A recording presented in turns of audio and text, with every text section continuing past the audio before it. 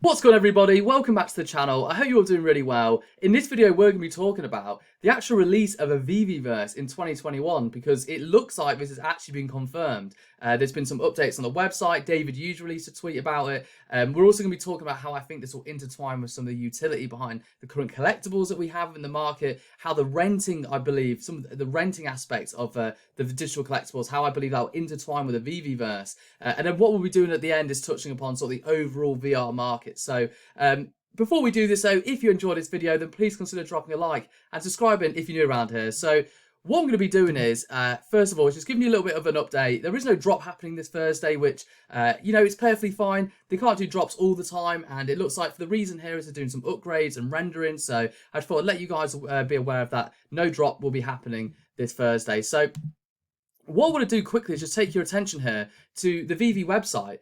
Because this is where it's been presented, so we can see that coming this year, the VEVEVERSE will offer an immersive metaverse in which fans and collectors can stake their claim in a new and collaborative world of collecting. So very exciting stuff, because I was under the impression from watching an interview with Trevor that the metaverse was actually going to be a little bit further down the line. But what I actually believe from rethinking about that actual interview was that he was talking about Ready Player One being a lot longer down the line. And actually the VEVEVERSE is something they may potentially have been in creation for a long time. If you consider the fact that it's going to be released this year. So very exciting stuff. I just think it's going to be a really cool addition to the overall, just to the overall world of VV. This idea of combining both collectibles and sort of a gamification inside of your own immersive VR world, I just think it's just such a cool concept that I think we're so early in on that long term, I think this will be something that children love to get involved with. I think it'll be something that adults love to get involved with. And I just think it will just be this whole new world of gaming and collecting. So very, very exciting stuff. Now, we actually have here like a concept idea. I thought it was pretty cool. I'm not sure if this is actually from like a creation in the VEVEVERSE, but it could be. In my opinion, I think it's more of a fan created artwork, in my opinion. But correct me if I'm wrong in the comment section below. But the really cool thing about this, it just shows the sort of the customization and the different functionalities we may see within the VEVEVERSE. I mean, it looks like a long way to go to get up to your house. Obviously, it's above the mountains, but I just think giving you that ultimate customization, you can see how this could possibly work out. If this was like your DeLorean just sat here on your front, you could have like your collectible space inside, and it's just such an interesting idea. This sort of immersive experience to travel to your friend's collector space, to be able to sort of walk around your own virtual world, to essentially almost own your own sort of real estate in the VEVEVERSE, which we're going to talk about in a second. But just all very exciting stuff. So this was something I saw that I thought, very, very cool. Now, you can see as well that David Yu has also shared this on his Instagram. So this has become public knowledge now. Very exciting stuff. Who knows when it's going to come, but when it does, strap yourself in, everybody, because this is going to make a huge impact on VV. It's really going to bring their vision to life. So I thought what we would do is sort of touch upon some ideas that I think we could see from the VEVEVERSE, and how they can intertwine with some of the collectibles we have right now in terms of some aspects they've already spoke about. So if we think about the VEVEVERSE and some of the breakdown of things that we've already been hinted on or already been confirmed, okay, they've already spoken about the ability to be able to buy land. Okay, now I do think this is a very interesting idea, because what you're essentially allowing people to do is almost buy their own online real estate, giving people the feeling of owning something within this world. And I just think it's almost like you say, it's almost like buying your own house, but online. And I just think having that, incorporating that element of owning something and then having your own sort of stake and claim and like almost like a dress within the VEVEVERSE, it's just really, really interesting concept to think about when you consider them actually bringing this world to life. And then the other aspects I want to touch upon as well that they said is actually being able to drive to your friend's collector space. So this is sort of how these two elements intertwine. So you can imagine if you own the DeLorean, okay, you're going to be able to get inside your DeLorean and drive essentially to your friend's land, okay, and go to their collectible space. So it's like becomes its own world. It's like its own immersive world. You've almost got like your own own a dress. It's a really, really interesting idea, because what you're doing is you're essentially giving people the feeling of owning something, but also adding utility to the collectibles itself by actually adding functionality and usability within the VeVeVerse. Very interesting idea to consider when we think about what this could do in terms of that mass adoption effect. The more utility you can add to the collectibles, the more desirable they're going to become. It's going to become more expensive to get them, depending around the utility within the VeVeVerse. I mean, ultimately, that knock-on effect could increase price, and that could also increase burn within the tokens as well. So you could see how this metaverse could sort of create this knock-on effect within not just the collectibles, but the overall project as a whole. So very, very interesting to consider. Now, like I said, we're also going to be adding sort of collectible utility, and I'm just going to put here, so CL. Now, this is an interesting, CU, collectible utility, sorry.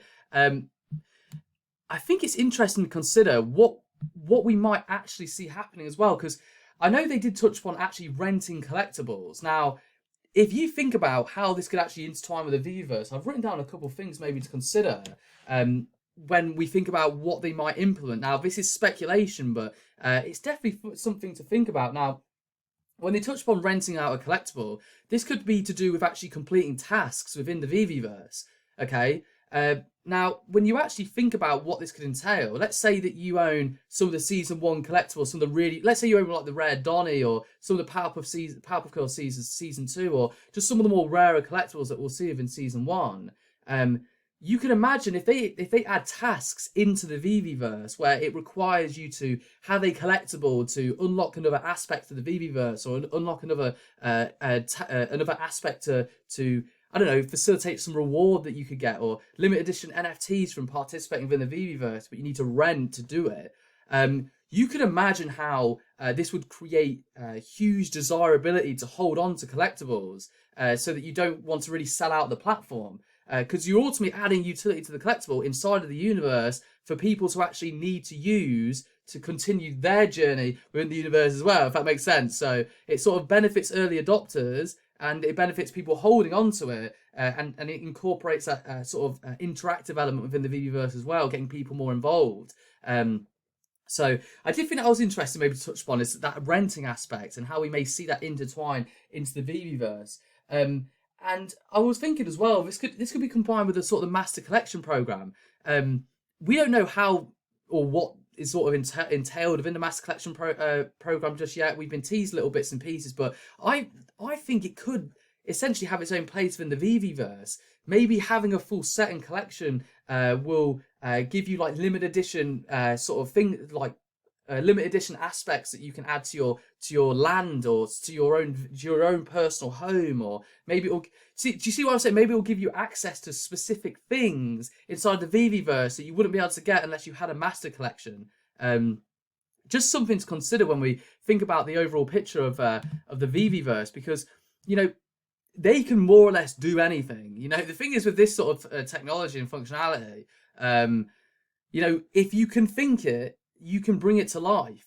So, I mean, you're really only limited by your ability to imagine, because they're going to keep bringing in more tech. Like you said, they've already confirmed they're going to have seven new tech staff have already come in. So, just a really interesting thing to reiterate. I thought I'd just touch upon this with you to give you some food for thought, maybe. Now, what we're going to touch upon last is the actual potential growth, or the expected growth within VR and AR as a whole. Now, they're looking for a $125 billion growth between 2020 and 2024. Now, this is significant, okay? Because when you think about the place that VV has right now in terms of introducing their own collectibles into the VeVeVerse, when you think about the type of licenses they're bringing along, they're positioning themselves, in my opinion, to have a pretty interesting place within this growth of this market, because they've essentially positioned themselves for success. They were already planning this stuff out years ago before anyone really even cared.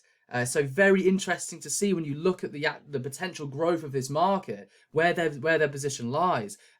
you know, this is going to be huge. VR is proven or being proven to be a significant part within the emerging space of not just gaming, but also what we're seeing now, the collectible NFT space. So very interesting to see how those two can coincide. Now, this is just another thing to sort of show you as well, is that growth aspect of it. From in this is termed in billions of dollars. We've got 30.7 billion.